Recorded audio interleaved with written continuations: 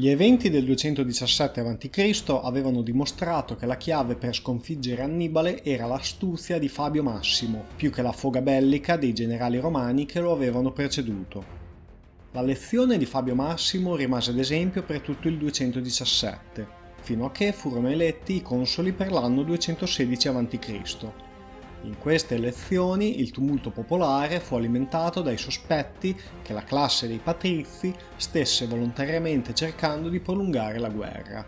Venne così eletto console Terenzio Varrone, un plebeo che ottenne il sostegno popolare col mandato di chiudere la guerra il prima possibile. Il secondo console che trovò invece il sostegno dei patrizi fu Lucio Emilio Paulo, uomo fortemente avverso alla fazione popolare, tuttavia meno incline allo scontro diretto col cartaginese. Ecco quindi che al momento di affrontare la sfida decisiva contro l'invasore punico, i romani incautamente scelsero come comandanti degli eserciti due uomini che difficilmente avrebbero potuto coordinare le loro strategie. Ad ogni modo si procedette ad un nuovo reclutamento, portando l'esercito, che avrebbe dovuto affrontare Annibale, ad un numero di effettivi enorme per l'epoca, tanto che Tito Livio cita la cifra, probabilmente esagerata, di 87.000 uomini in armi. Annibale stava intanto svernando presso Geronio e fu raggiunto dall'esercito romano al completo, che si schierò in due accampamenti, uno più piccolo vicino all'accampamento punico ed un altro con la gran parte delle truppe. La tensione fra i due consoli era alta e quando dopo uno scontro minore in cui i romani ebbero la meglio, Emilio Paolo trattenne le truppe dall'inseguire gli avversari, ne ebbe il biasimo aperto del collega. La notte seguente Annibale tese un agguato ai romani, evacuando l'accampamento e appostando l'esercito dietro le alture circostanti. Il console Emilio Paolo all'alba fu avvertito dell'insolito silenzio nell'accampamento cartaginese e vi inviò una squadra per scongiurare la possibilità di agguati. Il comandante Mario Statilio, eseguita la ricognizione, riferì trattarsi di un agguato ben organizzato. Il resoconto del comandante, rafforzato dalle informazioni di alcuni traditori, portò i due consoli alla decisione di far rimanere i loro eserciti nei rispettivi accampamenti. Annibale, costernato, rioccupò l'accampamento lasciato vuoto. Il giorno successivo, incalzato dalla mancanza di viveri, il condottiero cartaginese partì alla volta della Puglia, dove pose l'accampamento presso il paese di Canne. L'esercito romano inseguì il cartaginese e si dispose in due accampamenti, uno più grande vicino all'accampamento nemico ed uno più piccolo oltre il fiume Ofanto.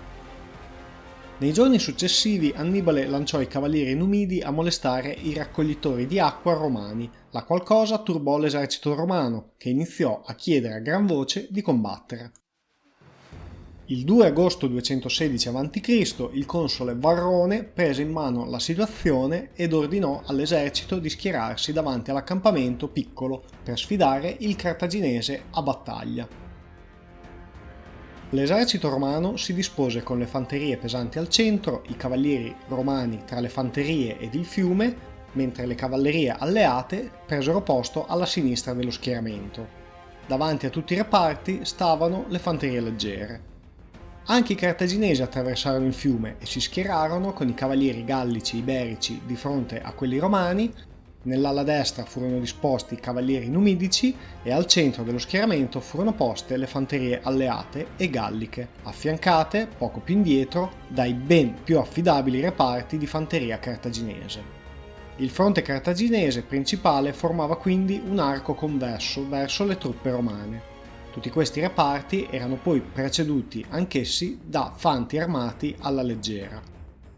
Un aspetto tattico da non trascurare fu la presenza del vento che soffiava contro i romani, che quindi avevano una visione peggiore del campo di battaglia. Ad ogni modo, i primi reparti ad essere ingaggiati furono le fanterie leggere, a cui seguì lo scontro tra le cavallerie schierate tra il fiume e il centro dei rispettivi eserciti. Mentre questi scontri avevano luogo, anche i centri degli eserciti vennero a contatto ed in un primo momento sembrò che i romani stessero avendo successo poiché il centro punico iniziò ad arretrare.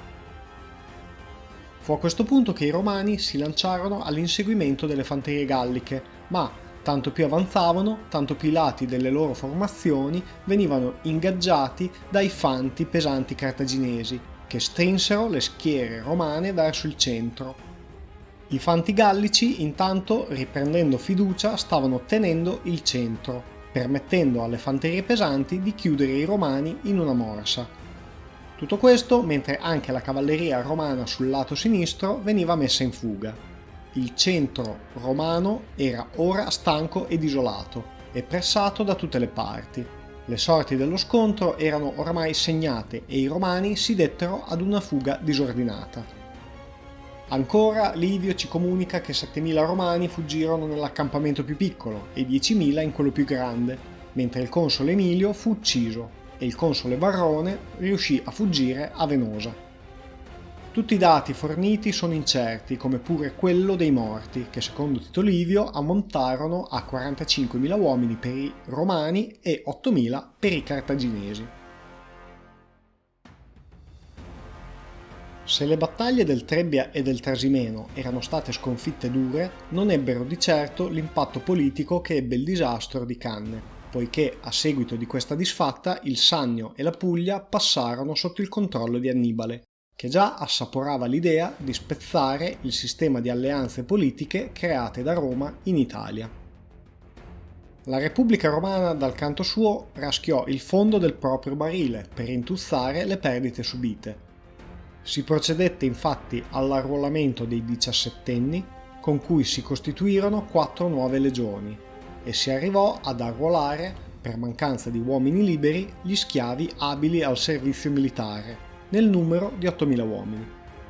Mentre questo veniva disposto, anche la ricca città di Capua passò dalla parte di Annibale, che vi spostò le proprie truppe. Di qui, poiché gli era indispensabile ottenere un grande porto per far affluire rifornimenti al suo esercito dall'Africa, cercò invano di prendere Napoli. Passò poi ad assediare Nola, dove con un'abile mossa il pretore Marcello riuscì ad infliggergli una sconfitta. Annibale si decise quindi ad assediare Casilino, presidiata da una piccola guarnigione romana, ma anche qui i romani riuscirono, attraverso rapide sortite ed a una dura resistenza, a indurre il cartaginese a ritirarsi per l'inverno nuovamente a Capua. L'anno orribile per gli eserciti romani si concluse con un'altra sconfitta disastrosa.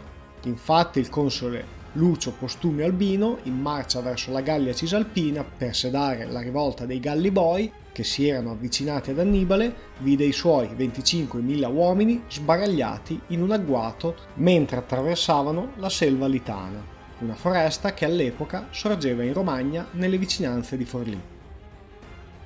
Il 216 a.C. era stato un anno terribile per le armi romane, ma dalle ceneri dell'incendio si intravedevano i bagliori della rivincita.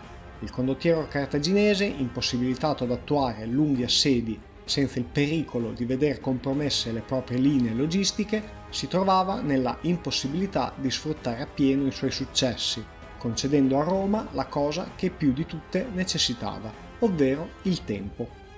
La capitale romana, infatti, nonostante avesse subito terribili disfatte, non inviò mai alcun delegato per trattare condizioni di resa con Annibale. La guerra avrebbe dovuto continuare fino alla vittoria romana o alla dissoluzione della Repubblica.